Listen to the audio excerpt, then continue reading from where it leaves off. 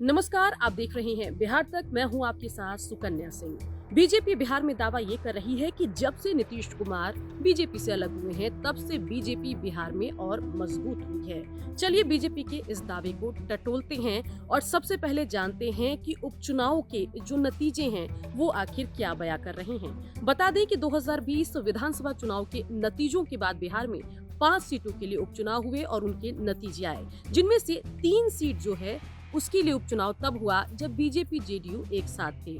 वहीं 2 सीटों के लिए उपचुनाव तब हुआ जब जेडीयू बीजेपी को छोड़कर तेजस्वी के साथ जा मिल चुकी थी।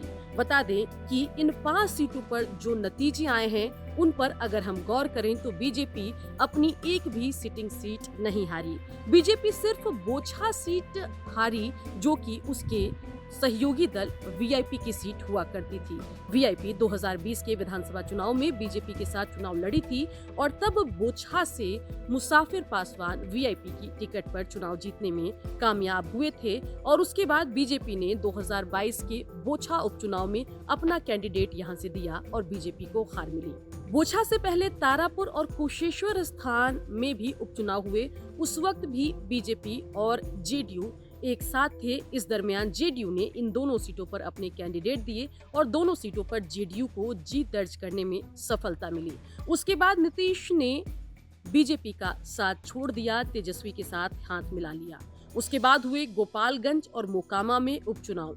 इन दोनों सीटों में से बीजेपी की सिटिंग सीट थी गोपालगंज और मोकामा सीट आरजेडी की सिटिंग सीट थी। इन दोनों सीट पर जब उपचुनाव के नतीजे आए तो बीजेपी यहां एक बार फिर से अपनी सिटिंग सीट यानी कि गोपालगंज सीट बचाने में कामयाब रही।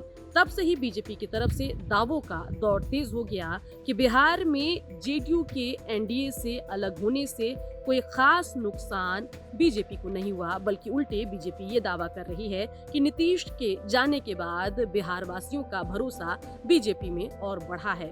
खैर, बीजेपी के दावे में कितना दम है वो कुर्नी उपचुनाव में भी साबित हो सकता है, क्योंकि कुर्नी के लिए 5 दिसंबर को मतदान है और 8 दिसंबर को नतीजे आएंगे। इस सीट के लिए महागठबंधन और बीजेपी दोनों दावा ठोक रही है। अपने अपने कैंडिडेट का घोषणा किसी भी वक्त कर सकती है और नतीजों के बाद कुर्नी के तय हो जाएगा कि क्या वाकई जेडीयू के बीजेपी से अलग होने के बाद बीजेपी को कोई नुकसान नहीं हुआ। बता दें कि नीतीश कुमार की तरफ से दावा ये किया जा रहा है कि वो जिस भी गठबंधन का साथ देते हैं, सरकार उन्हीं की बनती है, जनता उसी को चुनकर विधानसभा में भेजती है।